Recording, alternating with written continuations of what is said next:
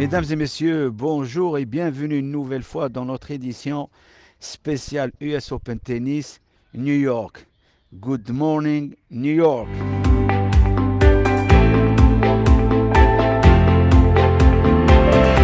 Alors pour cette 11e journée de l'US Open, honneur aux dames parce que souvent, depuis le début de notre émission spéciale US Open 2021, on a toujours commencé par les hommes parce que le spectacle était de très haut niveau. Chez les dames, il était de haut niveau, mais chez les hommes, il était de très haut niveau. Et aujourd'hui, je voudrais rendre hommage à toutes ces dames qui ont joué cet Open 2021 parce que depuis le début de la quinzaine, elles nous ont régalé. Alors quand on regarde le match d'hier de Svitolina, l'Ukrainienne, qui est une très grande connue du circuit professionnel chez les Dindou-VTA, et en face d'elle, une jeune Canadienne de 18 ans qui n'a pas une grande expérience des tournois du Grand Chelem, et bien alors on est resté bouche bée. Parce que le match a été d'une intensité à l'image d'un Nadal Djokovic ou d'un Nadal Federer à la belle époque. Et ça ne date pas de si longtemps, ça date d'un an, 2 ans, 3 ans. Mais hier, j'avais l'impression qu'on y était encore, qu'il n'y avait pas de coupure de cette grande rivalité entre deux grands champions. Et bien hier, Svitolina et Fernandez, la Canadienne, elles nous ont régalé. Un match de très haut niveau, un combat du fond du court, un combat de titans du fond du court. À un moment, j'avais l'impression, quand on regardait surtout l'Ukrainienne, Svitolina, on avait l'impression qu'elle allait tomber tellement elle était fatiguée. Des fois, elle savait que la balle allait à droite, elle n'y allait pas, elle restait à gauche, et finalement la balle revenait vers elle, et ça continuait. C'est comme si Fernandez cherchait à gagner, à battre Svitolina par KO pour la mettre par terre. Et finalement, le match a tenu toutes ses promesses. Parce que quand on regarde le score et la durée du temps, le score, c'est 6-3, 3-6, 7-6 avec un tie-break dans cette troisième manche. Quel match, quelle intensité. Et comme je le disais pour les dames, pour les messieurs, je suis impressionné par la dimension physique qui nous démontre sur chaque match, que ce soit chez les dames ou chez les messieurs. Alors, Svitolina, comme je disais au début, c'est une fille qui est très connue sur le circuit professionnel féminin. Alors que Fernandez, elle vient d'avoir 19 ans, elle est toute jeune, elle arrive à peine sur le circuit. Bien sûr, je parle du circuit majeur, les tournois du Grand Chelem. Sinon, elle n'aurait pas été qualifiée dans le tableau final si elle n'était pas déjà sur le circuit. Donc elle arrive, elle n'avait rien à perdre, elle jouait très très fort. Et ce qui est impressionnant, contrairement à la plupart des joueuses, j'ai vu une joueuse qui se servait de la vitesse de la balle de l'adversaire. Et comme on a souvent l'habitude de jouer des droitières, et bien Svitolina a été impressionnée parce qu'en face d'elle, il y avait une gauchère qui prenait la balle très très tôt et qui était capable de cacher son coup, surtout en coup droit, pour jouer le long de la ligne ou croisé, ou court croisé, sans que Svitolina le voie.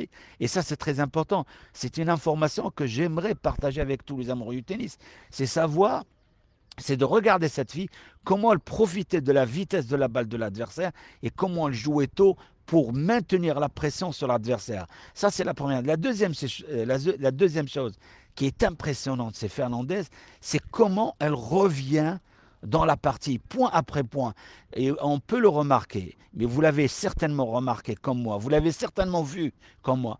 Mais peut-être vous ne lui avez pas donné l'importance qu'il mérite ce geste. À chaque fois qu'elle était en doute, qu'elle n'était pas bien, elle faisait ce que nous on appelle, enseignant de tennis, on appelle ça prendre du recul. Alors qu'est-ce qu'elle faisait? Elle faisait 3, 4, 5 pas en arrière. Elle se mettait pratiquement contre la bâche du fond du cours et elle sautillait, elle respirait. C'est ce qu'on appelle dans notre jargon psychologique, prendre du recul et revenir au combat.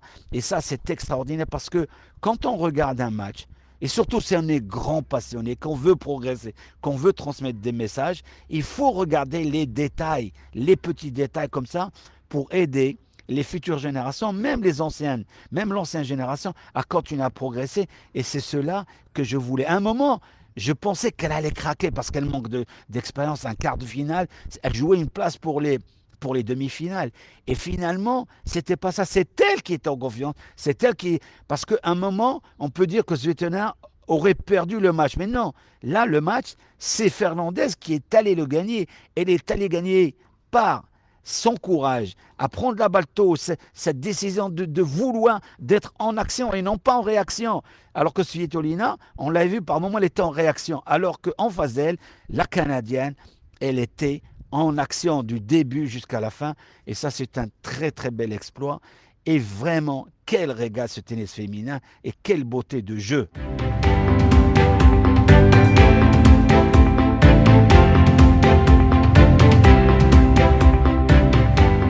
Là, je parlais de la surprise Fernandez, mais maintenant, on vient d'apprendre la nouvelle surprise encore, c'est la Britannique, Raducanu. Elle a à peine 18 ans. Quand elle a eu la wildcard pour aller jouer au Wimbledon, pendant Wimbledon, elle recevait ses notes encore d'école par ses profs et en même temps lui demandait des résultats ou des billets pour aller la voir à Wimbledon. Comme quoi, c'est tellement possible. Ça peut passer du néant à un truc immense. Et c'est là, on l'a vu, parce qu'elle vient de battre Benchis, médaillée d'or aux Jeux Olympiques de Tokyo, et où tous les parieurs, tous les statisticiens, toutes les personnes qui donnent les statistiques avaient misé sur Benchis, y compris moi. Moi, je la voyais gagner, je la voyais au moins aller en finale. Et finalement, elle prend, excusez-moi le terme, elle prend une raclée. 6-3, 6-4. Quand cette fille, qu'on se disait, bah, elle n'a pas de grande expérience, mais finalement, elle a de l'expérience. Aujourd'hui, elle va jouer une demi-finale à l'US Open pour ses 18 ans. C'est extraordinaire. Mesdames, bravo et chapeau bas.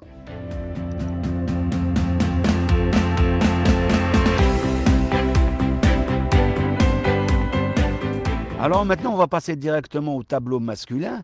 Et bien sûr, la déception est énorme. Moi, ce matin, pendant mes cours, j'ai rencontré un ancien très bon joueur de deuxième division, à savoir Badr Aman, qui me parlait de sa déception parce qu'il n'a pas vu de match, parce qu'il aurait aimé voir un combat, un match complet entre Alcaraz, 18 ans, Espagne, et le Canadien, futur grand joueur, 20 ans ou 21 ans, Auger Aliassime, qui est allé chercher cette place parce il a sorti des grands matchs auparavant, mais une rencontre, c'était un choc, c'était le choc de la journée, et finalement ce choc n'a pas eu lieu parce que Alcaraz a abandonné, il a quitté le terrain sur une blessure. Alors d'après les dernières informations médicales, eh ben, il souffrirait des adducteurs, il a un problème d'adducteur, donc on va lui souhaiter bon rétablissement, il va se reposer, mais il a trop tiré sur la machine. À 18 ans, il a sorti des matchs en 5-7, il a confirmé, il a fait une première semaine exceptionnelle. Après, il arrive dans la deuxième semaine où il gagne encore ce match pour aller en quart de finale. Et finalement, ça ne tient pas parce que les muscles, il est encore en construction. Et donc, à un moment ou à un autre, ça casse. Voilà, aujourd'hui, il abandonne son match et, et Eliassim, il passe en demi-finale. Donc, c'est un match, c'est pas démérité pour Eliassim, il le mérite. Donc, félicitations et bon rétablissement au jeune espoir espagnol Alcaraz.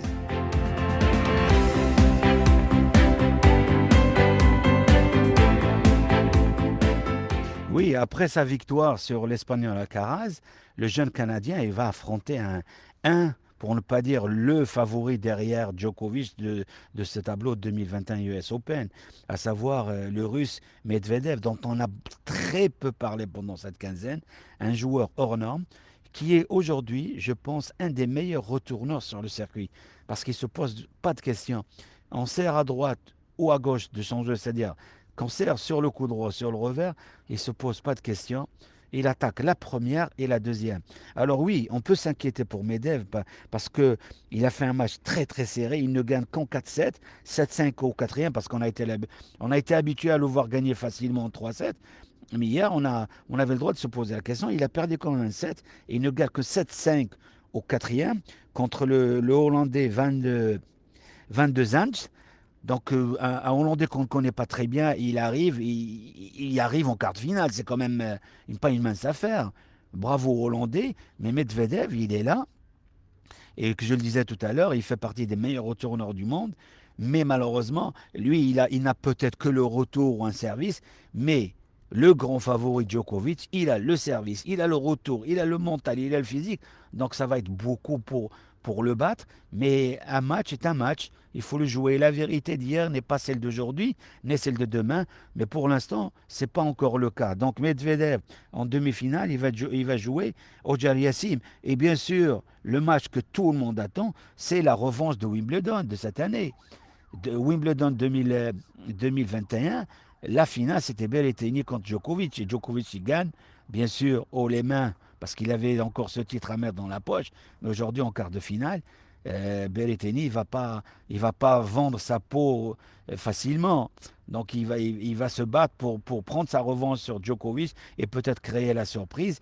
Mais malheureusement, quand on arrive sur le central et qu'on joue Djokovic, on part avec 10, 15, 20% de, de, de points perdus. Parce qu'on se dit, on joue Djokovic, il faut jouer à la perfection. On n'a pas le droit à l'erreur, on n'a pas le droit de rater sa première. Et quand on commence à se poser des questions par-ci, par-là, on sort un petit peu de sa propre concentration normale et on commet des erreurs. Alors, s'il arrive à gérer ça qui joue point par point à fond à 100% de ses moyens, il a toutes ses chances parce qu'il sert très très bien depuis le début de la quinzaine. Il sert très très bien. Et Djokovic n'est pas à 100% de ses moyens. Alors Berrettini, il peut très bien jouer. Mais malheureusement pour lui, en face de lui, il y a le lot Djokovic. Et Djokovic, dans les grands moments, il répond toujours présent. Donc ça va être un très bon match. Et l'autre quart de finale qui permettra une place en demi-finale, soit pour Zverev, soit pour le représentant du continent africain, à savoir le Sud-Africain Harris, c'est un grand favori avec un grand service et un capital hors norme. Et là, je parle de Zverev parce qu'il joue très bien depuis un bon moment. Il a gagné à Cincinnati, il arrive ici en pleine forme. Il a une première balle, allez, comme on dit dans le jargon tunis, à 10 000 à l'heure. Et sa deuxième balle, il la kick aussi fort, aussi vite. Donc il arrive avec un grand service et surtout un capital confiance. Et quand on a ce capital confiance, ben, au lieu de jouer au lieu d'avoir un plan de frappe à, allez, on va dire entre 3 et 5 centimètres devant la jambe d'appui ou devant le pied d'appui, et ben quand on n'a pas cette confiance ou ce capital confiance, on joue avec 3, 4, 5 centimètres légèrement derrière le pied d'appui et la balle ne va pas aussi vite qu'elle devrait y aller ou la vitesse qu'elle devrait avoir et on ne joue pas bien, on fait moins mal à l'adversaire, on est plus court au niveau de la longueur et donc ça change tout. Et là aujourd'hui, Zverev, il arrive en confiance, grand service, prise de balle très très tôt. Donc ça va être un match très difficile pour Harris, mais c'est tout bon pour le spectacle. On a un favori, un grand favori, et on a un outsider qui n'a rien à perdre et qui va jouer sa chance à fond de la première jusqu'à la dernière. Et qui sait, on ne sait jamais. Il peut réitérer l'exploit de l'ancien Sud-Africain aussi qui avait très très bien brillé. Et voilà, donc le tournoi reste ouvert, mais le spectacle il est là et c'est ce qu'on cherche. Voilà, et que le meilleur gagne. Mesdames et messieurs, pour finir, je vous dirais merci encore pour votre patience et l'intérêt que vous donnez à cette balle jaune, comme nous autres aussi. Donc voilà, merci, vive le sport, que vive le sport et spécialement le tennis sur la Mondial Sport Channel. À très bientôt.